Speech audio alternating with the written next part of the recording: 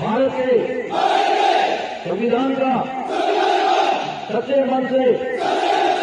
वफादार रहूंगा और मैं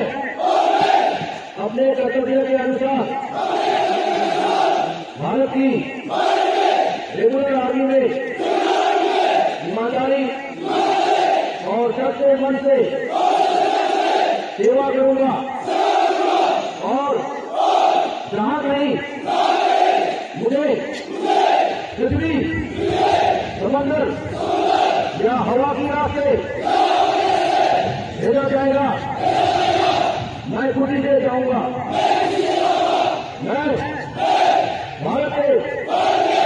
राष्ट्रपति का और उस ऑफिसर की जो मेरे ऊपर नियुक्त किया जाए सभी आज्ञाओं को मानूंगा और उनका पालन करूंगा, चाहे इसमें मुझे अपना जीवन भी बलिदान करना पड़े। अभी